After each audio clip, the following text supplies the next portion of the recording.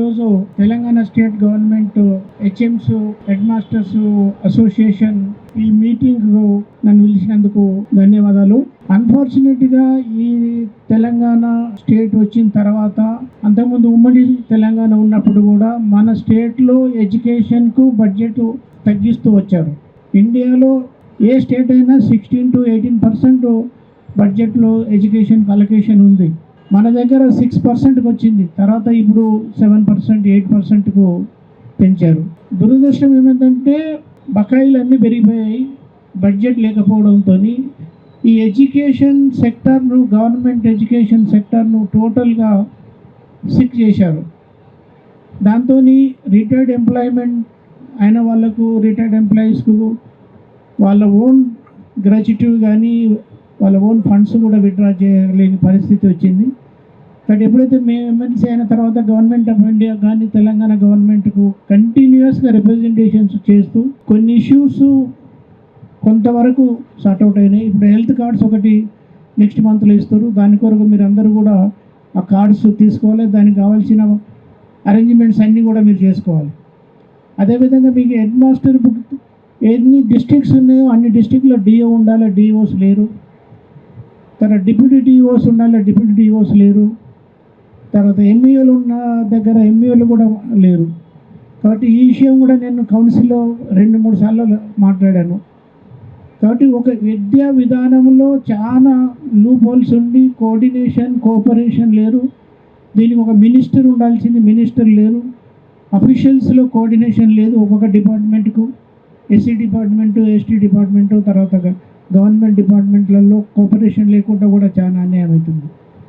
కాబట్టి ఈ గవర్నమెంట్ను మీ రిప్రజెంటేషను, మీ డిమాండ్స్ అన్నింటినీ కూడా మళ్ళీ మేము ఒకసారి సీఎం గారితో కానీ చీఫ్ సెక్రటరీతో మాట్లాడి మిమ్మల్ని తొందరగా మీ ప్రాబ్లమ్స్ సార్ట్అవుట్ కానీ ప్రయత్నం చేస్తాము. అన్ఫార్చునేట్గా ఏంటంటే ఏ గవర్నమెంట్ ఈవెన్ ప్రైవేటు ఉద్యోగంలో కూడా 20 years ఒకటే పోస్ట్లో కంటిన్యూ చేయడం అనేది చాలా దురదృష్టకరం. ఎందుకంటే గవర్నమెంట్లో నార్మల్గా ఎవ్రీ 3-4 yearsకు 5 yearsకు ఆటోమేటిక్గా ప్రమోషన్స్ ఉంటావు. రెవెన్యూ డిపార్ట్మెంట్ కానీ, పోలీస్ డిపార్ట్మెంట్ కానీ, ఎలక్ట్రిసిటీ డిపార్ట్మెంట్ కానీ, మీరు ఏ డిపార్ట్మెంట్ తీసుకున్నా ఆ డిపార్ట్మెంట్లో ప్రమోషన్ ఉంటుంది.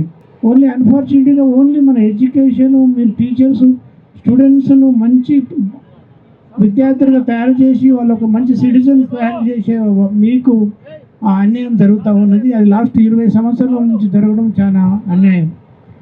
కాబట్టి మీ రిప్రజెంట్ అన్నింటినీ కూడా మళ్ళీ టేకప్ చేసి ఇమ్మీడియట్గా మీకు న్యాయం జరిగేలాగా చూస్తాము. మా బీజేపీ పార్టీ తరఫున, మా తపస్సు తరఫున, మిగతా యూనియన్ అన్నిటి తరఫున కూడా సపోర్ట్ తీసుకొని సెంట్రల్ గవర్నమెంట్లో ఎన్ని వీలైతే సెంట్రల్ గవర్నమెంట్కు, స్టేట్ గవర్నమెంట్లు ఏవైతే వీలైతే అవన్నీ స్టేట్ గవర్నమెంట్గా సీఎం గారికి, ఆఫీషియల్ అందరికీ కూడా రిప్రజెంట్ చేసి మీ సమస్యలను తొందరగా ఎంతవరకు వీలైతే అంతవరకు సాధించే దానిలో నా వంతు, మా తపస్సు వంతు, మా బీజేపీ పార్టీ ఎప్పుడు మీ వెంబడి ఉంటుందని చెప్తున్నాను. కాబట్టి మీరందరూ ఇంకా 1 year నుంచి 10 yearsలో రిటైర్డ్ అయ్యే స్టేజ్లో ఉన్నారు. టీచర్స్ రిక్రూట్మెంట్ కూడా లేదు. టీచర్స్ ఫంక్షనింగ్కు మీకు బేసిక్ ఫెసిలిటీస్ కూడా లేవు. తర్వాత ఎక్కడైతే స్టూడెంట్స్ ఉన్నారో అక్కడ టీచర్స్ లేరు, ఉపాధ్యాయులు సరిగా లేరు. తర్వాత స్టాఫ్ అలొకేషన్ సరిగా రేషనలైజేషన్ లేదు. అవన్నిటినీ కూడా మీ వెంబడి ఉండి మీ ప్రాబ్లమ్ సార్ట్ అయ్యే వరకు మీ తరఫున ఉంటాము. మా తపస్సు వాళ్ళు ఉంటారు, మిగతా యూనియన్ వాళ్ళు కూడా ఉంటారు.